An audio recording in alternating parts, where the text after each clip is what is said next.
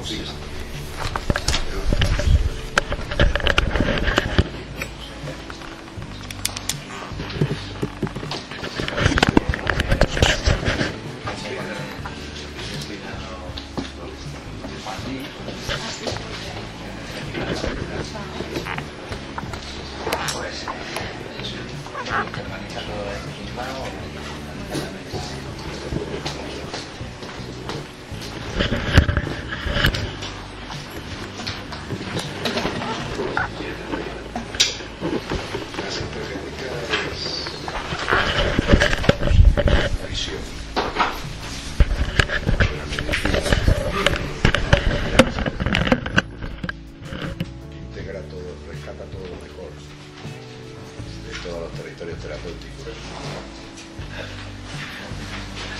Y lo más importante del tema es que introduce la conciencia, la clave, como clave de toda la flora. Entonces es como manejar todo esto a la luz de la conciencia. Es una formación mundial, se está haciendo en 14 países. Entonces es una formación reglada ya de 3 años a 4 seminarios al año. Uno cada trimestre de 3 días. Entonces ha habido la formación aquí en España, se estaba haciendo ahora en Madrid, que se fue la primera promoción, se abrió aquí en Madrid, y ahora ya se está haciendo, se ha empezado ahora ya, se empieza ahora en febrero de este año en otros 4 sitios.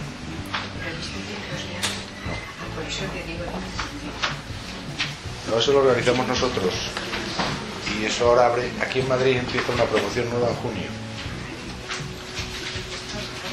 Te doy el teléfono de quien lo lleva, que es Marian,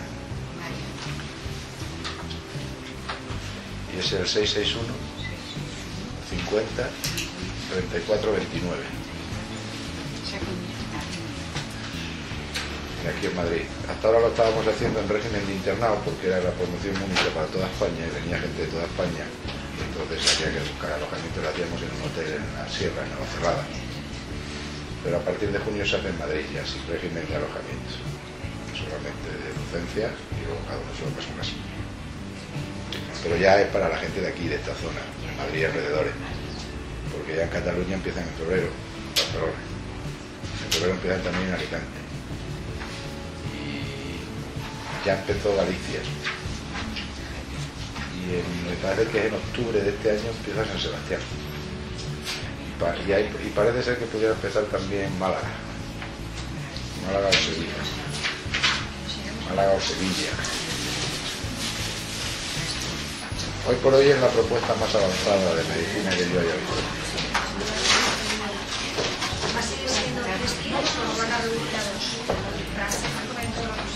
No, son 3.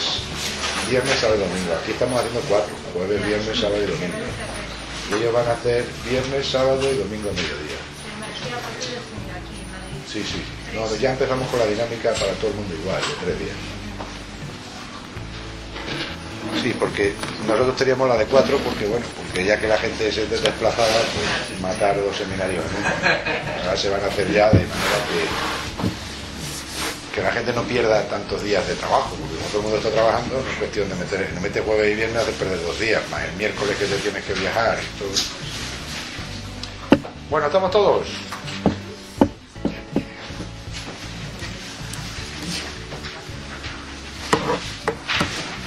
Nos habíamos quedado, por tanto, en el mesodermo.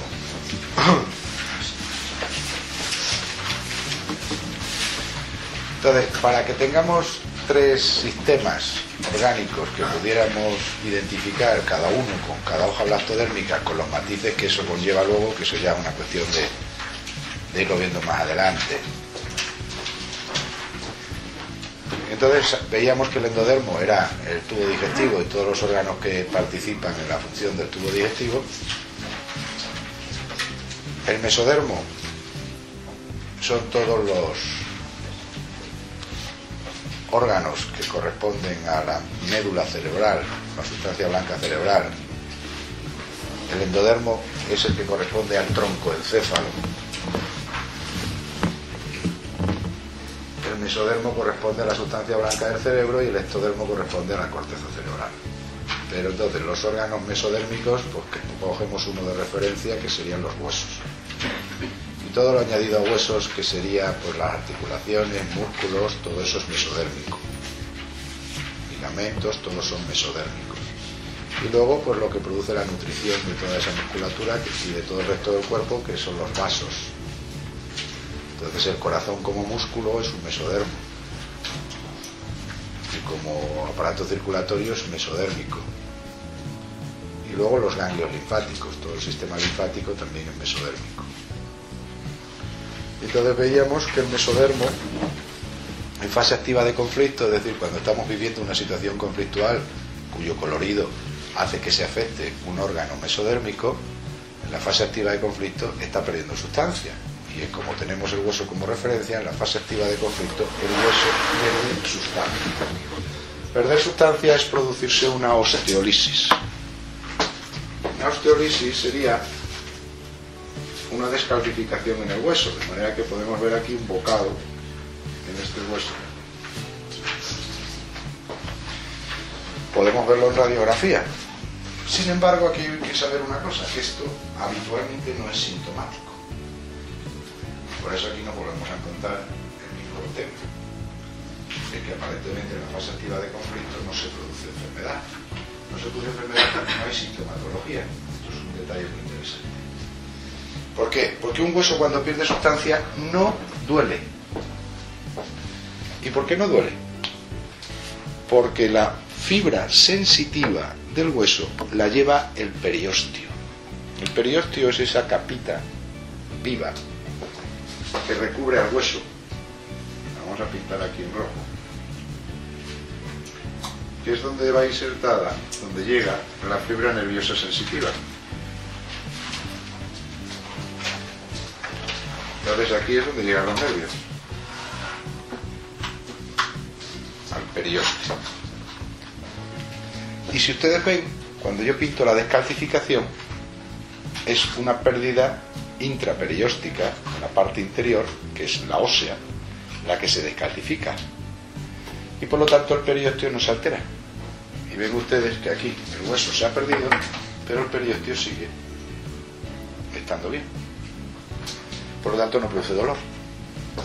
En la fase activa la descalcificación no produce dolor. Pero sin embargo esa descalcificación, si sigue aumentando, puede producir una fractura patológica, se rompe el hueso. O puede producirse un aplastamiento vertebral, lo que conlleva pues compresión ya de vías nerviosas que sí pueden producir dolor. Es decir, en una fase activa de conflicto en el mesodermo óseo se produciría el dolor simplemente como un dolor consecuencia de, no dolor directo por la osteolisis, sino dolor por la compresión. Si se me viene abajo una vértebra y eso me hace que se me hunda la columna y me comprima una raíz nerviosa, esa raíz nerviosa es la que produce el dolor. Pero para que eso ocurra, previamente se ha estado descalcificando la vértebra un tiempo, y esa descalcificación no produce sintomatología. Sin embargo, sí podemos encontrarla en radiología, en la placa. Hacer una radiografía y de pronto encontrarnos una osteolisis en una zona donde no la esperábamos, y se convierte por lo tanto en un hallazgo ocasional. ¿Cuándo se produce el dolor? En la fase de solución del conflicto.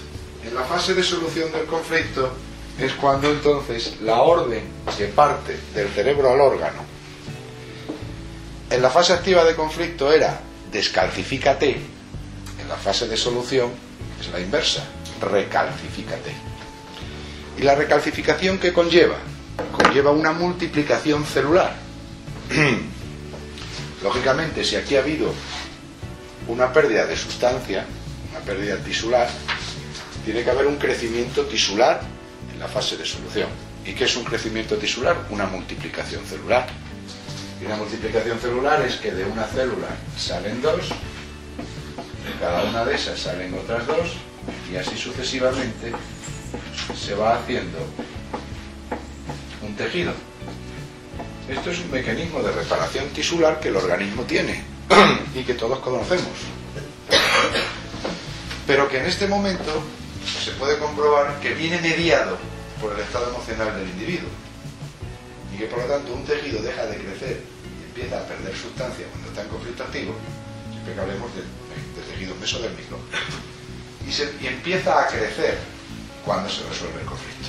Por lo tanto, tenemos que trasladar esto al hueso y ver que estas células del borde del hueso, que están aquí, del borde de la geoda, esto se le llamaría una geoda, o una osteolisis, en el momento que viene la solución del conflicto, viene la orden de crecimiento tisular, que es esta, y estas células empiezan a crecer y a multiplicarse para rellenar el agujero.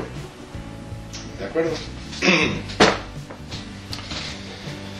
Pero para que una célula pueda seguir creciendo a una velocidad, un trofismo celular superior al turnover habitual del cardio celular que todos nuestros tejidos van haciendo con su tiempo, ahí de pronto se produce una orden mucho más grande donde dices, oye, reprodúcete más para poder llenar el agujero. Entonces, ¿qué necesita esto? Necesita un aporte de nutrientes más grandes a la zona, y ese aporte de nutrientes más grandes a la zona supone un aumento de la vascularización de la zona.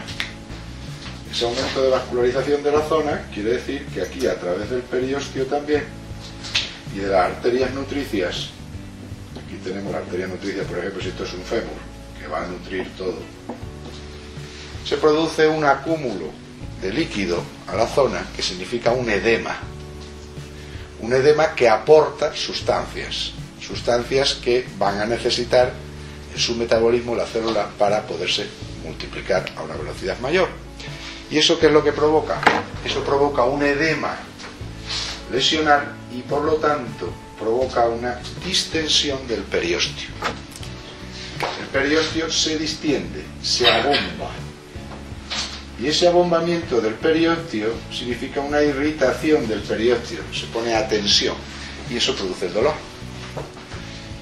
Entonces a Hammer se le criticaba mucho porque, claro, se puede hacer toda una interpretación maniquea del asunto si se quiere, ¿no? Y sobre todo cuando lo que vas es a destruir. Entonces decían que Hammer era un salvaje porque quería que la gente tuviera dolores. Porque cuando tenías dolores, según él, te estabas curando. Claro, en una filosofía que tenemos clásica, donde el dolor es sinónimo de enfermedad y de empeoramiento, pues él trabaja Hammer diciéndote lo contrario, que el dolor era sinónimo de curación. Y que no había que quitar el dolor. Y eso no es cierto, no es que no hubiera que quitar el dolor. Lo que no había que hacer era dar morfina, que esa es la clave con Hammer, en las cantidades que se da habitualmente y a la primera de cambio, porque la morfina desconecta el cerebro. Y todo esto era un trabajo que estaba haciendo el cerebro. Vamos a ver, cuando veamos esta ley ya, que terminamos ahora mismo, cuando veamos toda esta ley, nos vamos a dar cuenta de que el organismo tiene unos planes, tiene un propósito, eso lo veremos en las leyes sucesivas, y lleva a cabo ese propósito porque él tiene todo ese programa. Tiene una serie de programas que se van desencadenando según las necesidades. Y el programa cerebral, el cerebro que controla todas las fases, controla la fase activa, la fase de solución, porque el cerebro es el que se lesiona ante el conflicto y por lo tanto es el que da las órdenes.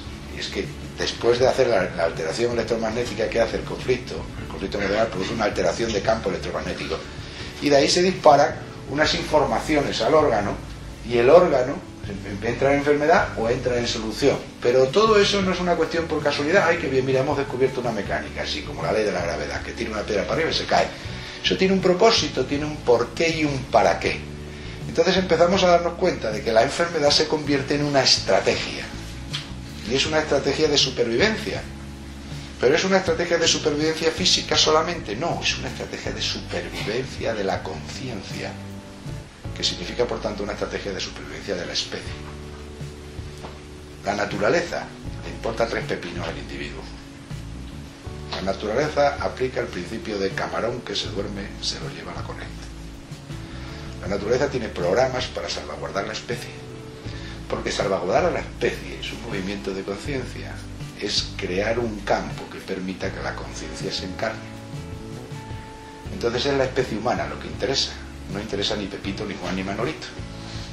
Entonces aquí te dan herramientas para que o te metes a la especie o te unes a todos los camarones que van luchando contra la corriente, o a ti te lleva la corriente. Esto no es ni bueno ni malo, esto es una estrategia de la naturaleza. Y y en el sitio en el que estamos, que viviendo en un cuerpo humano, pues tiene sus reglas. Entonces empezamos a ver que las reglas de la naturaleza que están impresas en los programas que el cerebro tiene, que luego veremos que esos programas no solamente están en el cerebro, sino en cada célula, y por lo tanto el cerebro superior, digamos, o total, que es el cerebro humano que está aquí, se pone en contacto con el cerebro individual de cada célula, que es el núcleo celular, y allí se activan programas de información que están, lo mismo que en el cerebro, implícitos en el núcleo celular, en los cromosomas, en el ADN. Por tanto, una frecuencia electromagnética alterada en el cerebro conecta con una frecuencia electromagnética del ADN de la célula y hace que se active, por tanto, un programa que estaba inactivado en la célula y se ponga en funcionamiento. Entonces veremos, eso lo aprendemos por la sintergética y por muchos más sitios, y nos permite ver cómo lo que es arriba en el cerebro es abajo en la célula. Y que la célula, al fin y al cabo, es un microcosmos donde está el todo. Y si metemos el tema del holograma, veremos que en cada una de las partes está el todo. Esa es la clave del holograma. Entonces veremos que en la célula también está el todo. Y que por eso pueden entrar en resonancia, que es una palabra maravillosa que la sintergética introduce en la clínica, que es la resonancia entre patrones de información. Una información psíquica es traducida en el cerebro en una información electromagnética, y esa información electromagnética es traducida en el núcleo celular en un patrón de organización, de manera que se activan genes y se reprimen genes en función del campo electromagnético del cerebro, y ese campo electromagnético del cerebro en función del psiquismo de la persona. Fíjese entonces que somos lo que creemos ser, y en función de lo que nosotros creamos, en función de nuestro psiquismo, movemos nuestro cerebro y eso se transmite a nuestras células. ¿Por qué cuento esto? Para llegar a un punto, llegar al punto de que el cerebro sabe lo que está haciendo y al cerebro le importa tres narices en qué facultad ha estudiado el médico. ¿Y por qué digo eso? Porque el cerebro, cuando está necrosando un tumor del colon, está haciendo un trabajo que él sabe que tiene que hacer, porque la persona ha resuelto el conflicto de Guarrada. Y el cerebro no tiene la culpa de que ese sangrado sea interpretado por el médico como un cáncer de colon y empiece a meter cirugía, quimioterapia, radioterapia y todo lo inverso. Y el médico tiene muy buena voluntad, intenta curar eso, pero es que el cerebro, como lo que salvaguarda es la especie, salvaguarda el programa que ha permitido que la especie viva, y por lo tanto le importa tres narices las buenas intenciones del médico. ¿Qué significa esto? Significa que solo con buenas intenciones no se llega a ninguna parte. De bien intencionados están los cementerios llenos. ¿Me entienden? Saber esto es fundamental. Entonces ahora sabemos qué quiere el cerebro.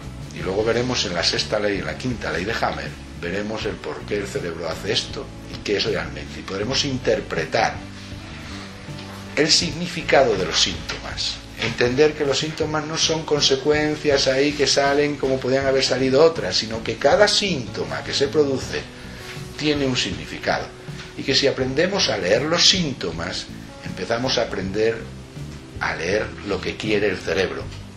Y si sabemos leer lo que quiere el cerebro, sabemos leer lo que quiere la psique del individuo.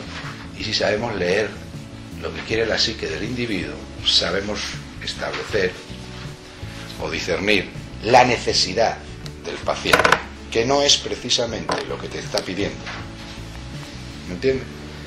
Como el niño. La educación, que es darle a cada uno lo que necesita y no lo que te pide. Porque el niño te puede estar pidiendo una pistola, pero no es lo que necesita. Y somos capaces de discernir eso. Bueno, pues por la sintomatología podemos establecer todo un hilo conductor que nos permite saber cuál es la necesidad verdadera, implícita del paciente, más allá de lo que él te manifiesta en la consulta y más allá de lo que él cree que necesita. Entonces podremos hacer una cosa, que es darle al paciente lo que necesita y no lo que te pide. ¿Cuántas personas vienen en un momento diciendo quíteme usted este dolor? Y cree que cuando le quites el dolor se le va a quitar todo. Y con el dolor lo único que estás haciendo es al quitarlo es medicina sintomática. Pero si para ti ese dolor tiene un significado, porque ya entiendes cuál es el programa que se ha disparado y sabes por qué se dispara ese programa, al quitar el dolor, que debes hacerlo por supuesto, también puedes ir a la causa del problema. y no quedarse solamente en un tratamiento sintomático. ¿Me vais entendiendo? Bien. Entonces, en la fase de solución se distiende el periósteo y se produce el dolor. Y cuando eso está ocurriendo, entonces uno puede fechar las cosas perfectamente. Mira, yo les cuento un caso. Vimos hace muchos años una señora que la estuve viendo en Francia cuando entonces estaba estudiando estas cosas con Madame Sis, que era la mano derecha de Hammer en Francia. Y vimos una señora española que había tenido un cáncer de mama hace unos años. Ella tenía 65 años. 63. Había tenido un cáncer de mama pues con 40 y tantos, 50. Y ahora venía diagnosticada de una metástasis ósea en la cadera derecha. Entonces Madame Sis pasó olímpicamente del cáncer de mama. Allí ya en la mama no había nada, que yo estaba curado hace muchos años. Pero sí se centró en la metástasis ósea porque era primero lo que le dolía a la paciente, pero segundo y fundamental porque había que sacar el conflicto que la producía, que no tenía que ver nada con el de la mama. Pero que ahora van a entenderlo ustedes. ¿Y cuál es la historia? Yo me acuerdo que aquello fue impresionante porque ¿qué es la cadera derecha? La cadera derecha, el fémur derecho, es un conflicto de no poder con una situación. Desvalorizado por tener una situación con la que no puedo, es superior a mi fuerza. Con esta situación no puedo, tengo un problema, una situación conflictual que me sobrepasa, no puedo con ella. ¿Vale? Entonces Madame Sis le preguntó cuándo le empezó el dolor de la cadera, porque la pregunta es ¿por qué fue usted al médico? Porque me empezó un dolor muy fuerte en la cadera, era insoportable y a las 48 horas ya no podía yo más y me fui al médico. Entonces le pregunta, ¿qué fecha fue eso? Dice, pues el dolor me empezó el 8 de septiembre de 1992, estábamos entonces, una cosa así. Me empezó el 8 de septiembre. Bien, entonces uno, fíjate, si sabe los síntomas y sabe interpretarlos a la luz de esto que acabamos de decir, podemos sacar toda la historia del paciente. Porque nos está hablando del órgano. Pero ahora estamos viendo que hay sintomatología en fase activa de conflicto y sintomatología en fase de solución. Lo van a ver ustedes luego en la tabla. La tabla tiene 5 columnas.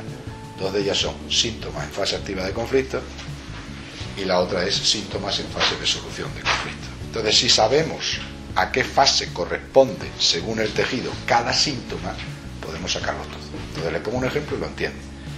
Apareció dolor el 8 de septiembre. ¿Vale? El día 10 es cuando ella se va al médico y cuando la hacen al médico, ¡pumba!, se encuentra un agujero ahí en la cadera, en el hueso, en el fémur, en la cabeza del fémur. Pero lógicamente ese agujero no se había producido 48 horas antes que cuando la empezó la señora el dolor. Pero es que ahora ya sabemos por Hammer que ese agujero podía estar ahí hacía mucho tiempo. ¿Por qué? Porque el agujero se produce en la fase activa de conflicto de desvalorización. Y no tiene por qué dar dolor. Esta mujer podía haber tenido el dolor por 2 razones. O bien porque entraba en solución de conflicto, o bien porque se le hundió la cadera, porque ya no aguantaba más el hueso y se vino abajo la cadera. Pero ese no había sido el caso, no era una fractura de la cadera, sino simplemente un dolor. Y el dolor había empezado el 8 de septiembre. Luego hay que calcular que para tener dolor, en una cadera que no se ha fracturado, para tener dolor tenía que haber hecho ¿qué? Resolver el conflicto. Desde que tú resuelves el conflicto hasta que te aparece el dolor es aproximadamente 48 horas. Luego podemos fechar que en las 48 horas antes a la aparición del dolor, esa señora había tenido la fase de solución, había hecho la conflictolisis, había resuelto un conflicto de no poder con una situación. Entonces la pregunta que se le hace a la paciente es, alrededor de 48 horas antes al 8 de septiembre, estamos hablando del 6 de septiembre, usted resolvió un conflicto de no poder con una situación. Recuerde, ¿qué situación tenía usted que la desvalorizaba por no poder con ella? Pero que sin embargo usted resolvió 48 horas antes. De la mujer, recuerdo, estoy viendo ahora mismo, se le cayeron 2 lágrimas. Porque en el acto, claro, cuando tú fijas tanto el movimiento emocional de una persona y lo puedes fechar inclusive, automáticamente el impacto es tremendo, porque un paciente espera que tú vayas a saber eso, a no ser que seas un adivino. Y ahí adivino nada. Entonces la clave era esa. Entonces la señora suelta sus lágrimas y de pronto empieza a contar la historia. Entonces dice, mire usted, yo era jefa de negociado del Ministerio de Agricultura español, era una alta funcionaria, jefa de un negociado. Llegaron en aquellos años, bueno, no sé si os acordaréis, algunos y otros no, llegaron los socialistas al poder en 1982. Entonces, bueno, pues la verdad es que en aquella época no tenían muchos cuadros preparados y técnicos y tal. Bueno, el caso es que en ese Ministerio de Agricultura, yo recuerdo el caso además perfectamente, así que cuando estaba oyendo a la señora, lo estaba viendo. Esta mujer era jefa de negociado y llegaron los socialistas y le dijeron que, bueno, pues le pusieron primero el ministro de Agricultura que nombraron, pues era un funcionario también, pero de bajo rango de ese mismo ministerio. O sea, es como si te cogen uno de abajo y te lo ponen arriba. Entonces a esta mujer vinieron luego los temas de las autonomías, que ella seguía de jefa de negociado, pero cuando vinieron todos los temas de las autonomías, ¿os acordáis? Todo el movimiento autonómico, pues había que transferir gente a las comunidades. Entonces a ella le dicen que tiene que salir del ministerio y que tiene que ser transferida a la Comunidad de Madrid. Y en la Comunidad de Madrid le toca un puesto, porque había que colocarlo donde se podía, entonces la comunidad no estaba muy desarrollada, no precisamente aquí en Madrid, sino que la mandaban a no sé qué narices. Entonces ella vio que eso no podía, porque además ella era soltera y vivía justamente al lado de su hermana. Y claro, esta mujer, por ejemplo, había tenido un conflicto anterior de cáncer de mama izquierda. Y el cáncer de mama izquierda es conflicto con los hijos, o con el nido, con el hogar, o los hijos. Y ella no tenía hijos. Entonces, ¿cómo puede hacer conflicto con un hijo si no tiene hijos, está soltera? Pero entonces tenía una sobrina, que era su vida entera, y vivía al lado de su hermana, que estaba casada, tenía 2 hijas, y ella vivía pues en la casa frente una de la otra, en el mismo piso. De pronto a esta mujer, ya a una cierta edad, con 60 o 60 y tantos años, le dicen que se tiene que largar y tiene que abandonar la casa. Ya había hecho el cáncer de mama 10 años antes por un problema con la sobrina, de ahí venía el cáncer de mama, lo cual te estaba demostrando que esta mujer ya tenía un gran arraigo y agarre a su única familia, que era su hermana y las 2 hijas de su hermana, que para ella eran sus propias hijas. De pronto le dice que te largas de aquí, que te tienes que ir a otro lado. Y entonces ella se niega. Como había la potestad de quedarse o irse, ella dice que no, porque no se quiere desarraigar de su propia familia. Y entonces le dicen, arriban los nuevos directores generales y todas las historias, ah no, pues entonces aquí estás perdida, porque si te quedas aquí... Total, que no le quitan el puesto, porque no se lo podían quitar, porque era ilegal, pero la mandan al fondo de un pasillo, con una mesa y una silla, y a leer el periódico todos los días. Entonces esta mujer entra en desvalorización. Intenta quitarse el tema del medio, intenta hablar con la gente, no le hacen ni puñetero caso. Entonces esta mujer entra en una situación de no poder con una situación. Está abandonada, arrinconada, con tiempo para comerse el coco todo lo que quieras y más, en una mesa con una silla y un periódico, sin trabajo y absolutamente nada. No la pueden echar a la calle porque es funcionaria pública, pero no da trabajo, ¿no? Entonces consigue y dice, bueno, pero ¿qué le pasó a usted el 6 de septiembre? Claro, la mujer había enganchado rápidamente. Dice, el 6 de septiembre, dice, y después de un tiempo, a través de un amigo, un conocido que yo tenía, conseguí que me recibiera el subsecretario de Agricultura. Entonces el 6 me recibió. Dice, y cuando le planteé el caso que me estaba pasando, el hombre se llevó manos a la cabeza y dijo que ganar unas elecciones para esto, eso era un disparate, y que eso, ¿quién se le había ocurrido hacer semejante barbaridad? Que eso era una felonía, y que automáticamente era reintegrada a su trabajo y a su jefatura de servicio como Dios manda. Y por lo tanto le resolvió el problema en el acto. El hombre, además, haciendo por lo visto todo tipo de ademanes y de aspavientos, decir, pero ¿quién ha sido el salvaje que ha hecho semejante historia? Vuelva usted inmediatamente a su negociado, jefa de servicio, y ahora voy a vigilar yo que nadie se pueda meter con usted, porque usted tiene el derecho de elegir libremente dónde quiere estar, que para eso se ha hecho esto. Y se reincorpora al trabajo. Se reincorpora a su trabajo el día 7 y el día 8 le da el dolor en la cadera. Entonces la geoda, la descalificación, la llevaba haciendo todos los meses que estaba la pobre en su despacho allí, vamos, en su mesa y en su silla al fondo de un pasillo, porque ni siquiera estaba en un despacho, era en un fondo de un pasillo. Y entonces ahora se recalifica, que es la fase de solución de un conflicto, de no poder con una situación. Y cuando empieza la orden de recalificación, lógicamente empieza la orden de distensión del periósteo por el edema que se acumula en la zona, para que las células sean pertenecientes y empezar a multiplicarse y rellenar el agujero. Y en ese momento duele. Y por eso podemos decir que el dolor es significado de curación. Se ha metido el proceso de curación. Pero cuidadito, porque ese proceso de curación, en un determinado momento, la orden cerebral que llega es de tal calibre que puede salirse el hueso. Es decir, que puede salirse el crecimiento óseo más allá de los límites. Y eso es lo que va a ser. Mira, si en ese momento cuando tiene dolor viene un señor y saca una muestra de aquí, ¿qué va a encontrar? Y si se lo pasa a un anatomopatólogo, osteosarcoma. Aquí tenemos un osteosarcoma. Entonces, la orden que parte, ten en cuenta una cosa. Habíamos hablado de que esa alteración de campo electromagnético produce sobre el órgano una orden de restitución del daño causado en la fase activa de conflicto, por tanto de recalificación.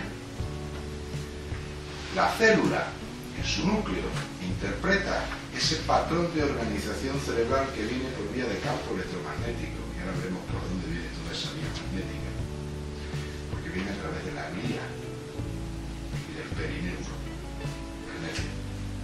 Y entonces ahí se va mandando un patrón de información, pero fíjense ustedes que el nervio no desemboca nunca en una célula, como la arteria no desemboca nunca en una célula, que no hay ninguna conexión de una célula con una arteria o de una célula con un nervio. La terminación nerviosa llega hasta un sitio que ustedes llamarán, como llaman, el tejido medio, el mesénquima, el sistema basal del Pisiquier, el matrix, como quieran. Entonces, ¿qué se llega ahí? Se llega ahí patrones de información. Esos patrones de información que son frecuencias. En esas frecuencias cabalgan los patrones de información. Y esos patrones de información son leídos por la célula por resonancia. Es decir, nuestro ADN tiene diferentes resonancias, infinitas frecuencias. Esas frecuencias van a resonar con otras frecuencias, eso es lo que hace que se activen o se desactiven genes. Entonces hay genes que en este momento se expresan, hay genes que a lo largo de la vida se expresan, que están, digamos, inhibidos durante años y luego se activan. Todo eso se hace por un movimiento frecuencial, más que le pesa la bioquímica, y por eso no son capaces de manejar los genes, muchos lo hayan descubierto porque lo quieren hacer por vía bioquímica. Eso no es por vía bioquímica, sino por vía bioeléctrica. Entonces el perineuro del nervio lleva un patrón de relación como una onda, como la onda del teléfono, si es que no nos podríamos ya extrañar a esta altura del partido. Está emitiendo una onda, una frecuencia, una radiofrecuencia emitiendo al espacio que lleva codificado un sonido en tonos en pulsos electromagnéticos. Esos pulsos electromagnéticos que cabalgan por la onda del teléfono cuando usted llama son patrones de organización que cuando llegan al teléfono al que usted está llamando tiene la capacidad, el suyo tiene capacidad de coger su voz, traducirla a impulsos electromagnéticos y mandarlo por una onda electromagnética, ¿vale? El otro teléfono capta esa onda electromagnética y tiene la capacidad de traducir esos pulsos electromagnéticos en ¿qué? En sonido. De manera que usted está hablando con un amigo de Barcelona y parece que están aquí los dos juntos hablando. Y lo que le oye, cuando le oye por la voz le dice, tú eres fulanito, no necesita ni preguntar quién es. ¿Me comprenden? Bueno, pues eso hacen nuestras células todos los días con el cerebro. A todas horas y constantemente. Y no solo con el cerebro, con muchas más cosas que podríamos ver, pero no es el caso. Bueno, pues esa información cabalga, por tanto, codificada en una onda electromagnética que a través del perineuro acaba llegando a la célula. Y la célula tiene ese teléfono receptor, está en el núcleo celular, también en la membrana, pero fundamentalmente en el núcleo celular, y te dice, ahí va, que nos están diciendo que activemos tal patrón, y activa tal información, tal programa, y es el programa de multiplicación. Pero claro, imagínese que usted está hablando y manteniendo una conversación técnica con un señor que está en Barcelona. Y ese señor que está en Barcelona está recibiendo, gracias al teléfono de usted, las instrucciones para desactivar una bomba. Lo hemos visto en las películas muchas veces, ¿no? El señor que está allí no sabe desactivar una bomba y está cumpliendo las órdenes que usted le da por teléfono. Imagínese que a usted le corta la comunicación. Pues el otro está vendido, está perdido. Entonces, imagínese que hemos dado la orden de reproducción, de multiplicación celular, y de pronto interferimos esa orden. Interferimos la capacidad que tiene el cerebro de dar la orden contraria, decir, para, que ya hemos llegado, que sería la restitución ad integrum, que se llama. Que es cuando las células y el cerebro codificara ya que se ha cumplido el objetivo, el propósito de ese programa que se ha activado, que es que las células recubran hasta aquí, entonces a partir de ese momento pararía la orden. Pero hay muchísimas condiciones, y algunas de ellas están creadas por el microambiente que hemos creado aquí con la inflamación, que pueden hacer, y de hecho hacen, que esta orden no se pare en el momento adecuado, sino que siga hacia adelante. Incluso que se desconecte total y absolutamente del cerebro principal y siga su libre albedrío y su historia. Y eso lo puede hacer una interferencia eléctrica, lo puede hacer una interferencia electromagnética. Electromagnética lo puede hacer una interferencia emocional, porque todo eso lo podemos traducir en ondas electromagnéticas. Entonces eso hay que tener cuidado, por eso hay que saber manejarlo. Pero lo que sí está cierto es que, y lo que podemos ver en la clínica, que es cuando hay una restitución ad integrum, que lo conocemos, siempre esa restitución es un poquito más que lo que había en un inicio. Ustedes hacen un callo de fractura, ¿no? Tienen un hueso, se ha roto aquí así. Y entonces, ¿qué tenemos? Hemos visto, y eso es una cosa, que hay un golpe, ese golpe automáticamente produce una fractura. Esa fractura es codificada por el organismo como una pérdida de sustancia en la zona, o sea, hay una solución de continuidad, ya no hay continuidad, está partido. Y automáticamente desencadena unos impulsos, es un programa que se activa inmediatamente, que para eso están los programas celulares que tenemos, los programas biológicos, para adaptarnos al medio y a las circunstancias del medio. Y entonces empiezan a crecer aquí, en el borde de las células y en el borde de arriba, tratando de unirse y hacer puente óseo. ¿Vale? Pero siempre vemos que al final acaba haciendo esto. Y podemos hacer una radiografía al cabo de 25 años y saber dónde el señor se fracturó la pierna, porque encontramos lo que se llama un callo de fractura. Y ese callo de fractura no coge y mantiene la línea esta, sino que siempre sale un poquito más. ¿Qué es en realidad lo que está haciendo el organismo? Diciendo, bueno, ya que te has roto una vez por ahí, no quiero que te rompas una segunda. Entonces te fortalezco más todavía el tema, puesto que ahí he codificado tu debilidad. Pues esto mismo viene a hacer aquí casi siempre, a sacar un poquito más. ¿Vale? Pero si le dejáramos trabajar, llegaría un momento que él pararía, siempre y cuando cuidáramos ¿qué? Cuidáramos el terreno, hiciéramos una terapia de terreno. Es que aquí caben también, no vamos a desechar ahora todos los descubrimientos y toda la medicina que ustedes están aprendiendo aquí en Dharma o en otro sitio, que es evidente y está demostrada, ¿no? Hammer sí, Hammer también la introduce y la enclava y dice, sí, eso tiene todo, pero entendamos también por qué se produce ese efecto. Sin embargo, en una medicina clásica, donde el patrón de normalidad es esto, lo que aquí cabe en ese cuadrado es el patrón de normalidad. Es decir, un periósteo como Dios manda, un hueso como Dios manda y una célula multiplicándose a una velocidad como Dios manda. Todo lo que sea fuera de esto ya es una anomalía. Todo lo que sea fuera de esto es una patología. Y sin embargo esto no es ninguna patología, sino un mecanismo de defensa.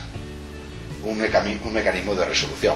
Pero si yo me pongo los anteojos aquí puestos de que esto es la normalidad y que esto es la anormalidad y que cualquier crecimiento celular, y digo cualquier crecimiento celular, que conlleve una multiplicación celular exacerbada o exagerada para lo que es lo habitual y normal en ese tejido, lo considero como cáncer, pues ya estoy diagnosticando cáncer a diestro y siniestro. ¿Y justo en qué momento? En el momento en que se estaba curando. ¿Y ahora qué hago? Voy a tratar de evitar que esas células se multipliquen. ¿Y cómo evito que esas células se multipliquen? Dando quimioterapia. Y entonces el cerebro ¿qué codifica? Porque al cerebro le importa tres narices tu estrategia de la quimioterapia. Al cerebro le importa tres narices que tú quieras curar o para que quieras parar esas células y que lo hagas con arreglo a un criterio que tú tienes. El cerebro dice, bueno, pobrecito, déjale porque al fin y al cabo está equivocado, pero vamos a ver. No, el cerebro codifica hechos. El cerebro no tiene moral, ni ética, ni narices. Tiene la obligación de llevar a cabo programas. Entonces codifica, no me dejan curar. Si me están matando las células, ¿y entonces qué hace? Si no quieres caldo, toma el estándar. Si con una orden de 50 no puedo, voy a dar una orden de 100. ¿Me entiendes? Y entonces, ¿qué estoy? Por malinterpretar esto, por no saber que esto es la segunda fase de esto. ¿Me entienden? Entonces considero y le pongo a este el calificativo de malo y lo ataco como si fuera un enemigo, cuando si le dejara, al llegar a un cierto nivel, se pararía.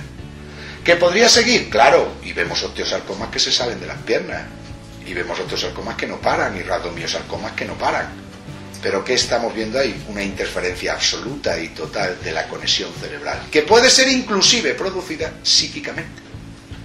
Que creemos una situación a nivel cerebral, por una alteración de nuestro psiquismo, alteración que muchas veces se produce por el efecto del diagnóstico y por el hecho de saber que nos estamos enfrentando, por ejemplo, ante un cáncer, y no tener herramientas y habernos pillado contra pie, que preparamos un baticurillo a nivel cerebral que no conseguimos que las órdenes lleguen a los órganos adecuadamente, y a partir de ese momento tenemos un problema.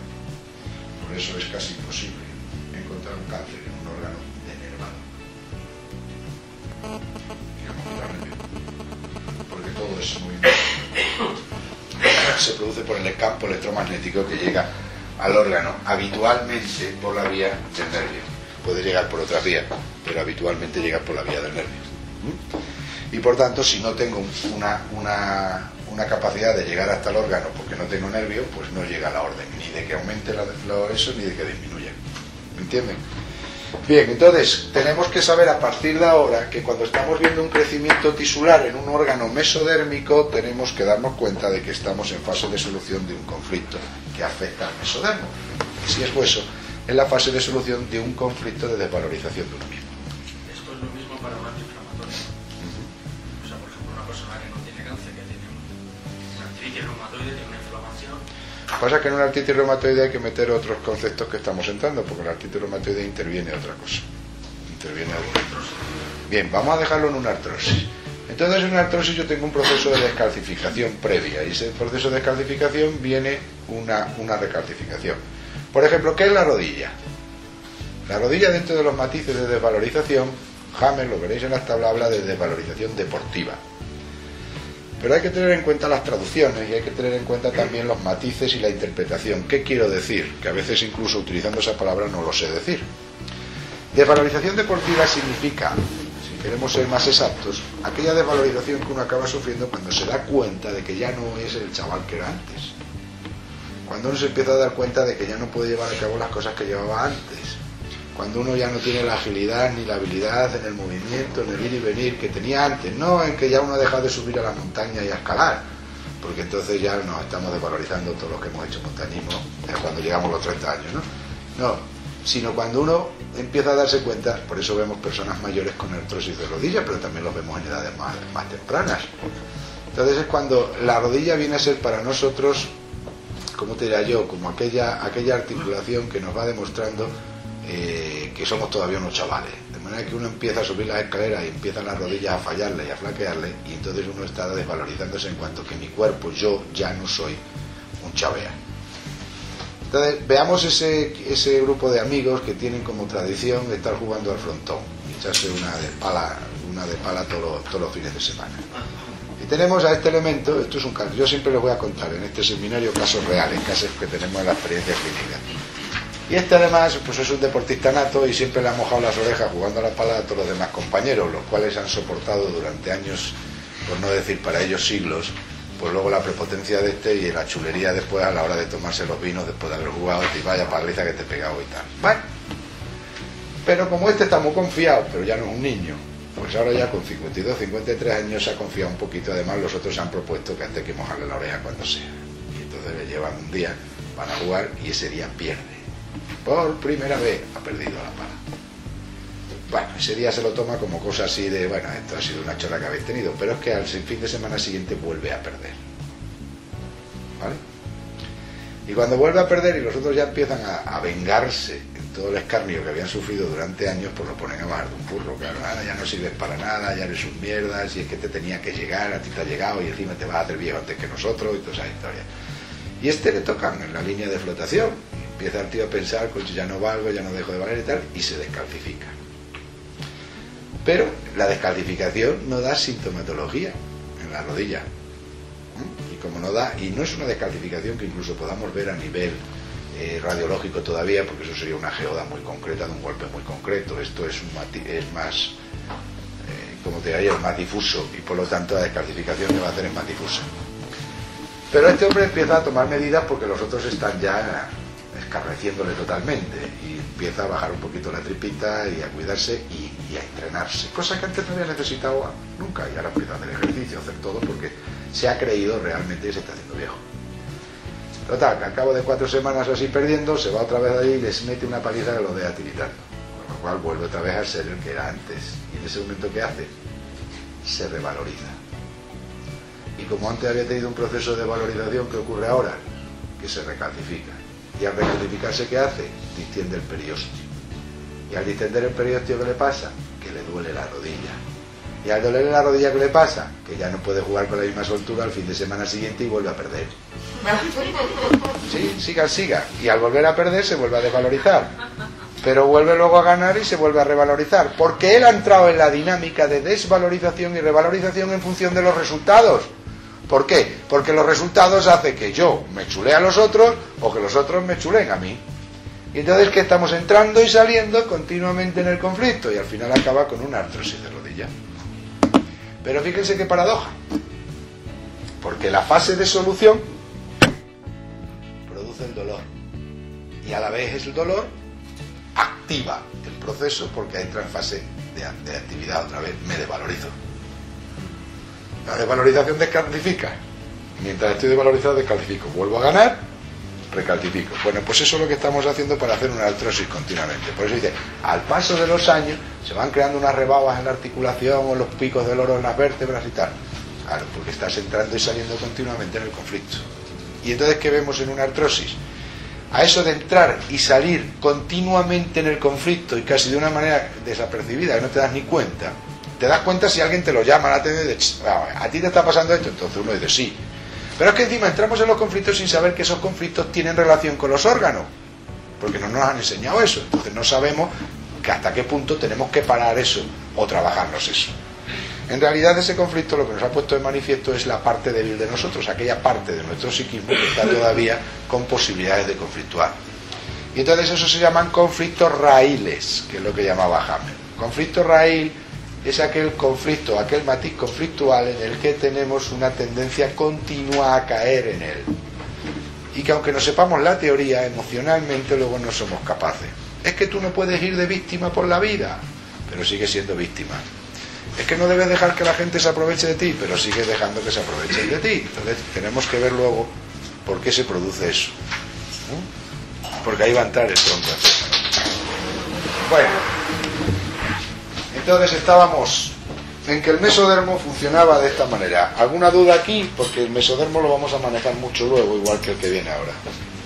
¿No hay dudas? Lo dejamos ahí claro. Entonces, luego la tabla os va a enseñar los síntomas a qué corresponden. Cuando uno dice, por ejemplo, cáncer de tiroides, te va a la tiroides y te va a decir el tipo de conflicto que tiene. ¿Qué síntomas habría en conflicto activo? Según la hoja blastodérmica que es, te va a decir la hoja blastodérmica a la que pertenece, te va a decir qué colorido de conflicto lo lesiona, y luego te va a decir cómo puedes identificar a nivel orgánico si está en conflicto activo o está en conflicto de solución, porque te va a dar los síntomas de conflicto activo y te va a dar los síntomas de conflicto de solución. Entonces, manejar la tabla de Hammer es una cosa sencillísima, vais a salir de aquí aprendiéndolo perfectamente. Y luego lo único que tenéis que hacer es lo que hemos hecho todos, tenlas ahí en el despacho como referencia. Y cuando te venga una historia que te diga, pues, cáncer de cabo, sinusitis mismo, te vas, miras a ver lo que es. Y verás que muchas de las patologías que tenemos definidas son fases de solución. Entonces, cuando tú dices sinusitis, que es una inflamación, es una itis, de los senos, es la fase de solución de un conflicto de esto no me huele a mí bien. Amigdalitis es la fase de solución o la fase activa, ahí tendréis que verlo, depende de qué parte de la amígdala esté tocada. Es la fase de solución de un conflicto de no tragar una situación. Cuando no trago a mi madre, la imposición de mi madre, y al final acabo tragándola o saliéndome con la mía, resuelvo el conflicto y me pongo una amigdalitis. ¿Entiendes?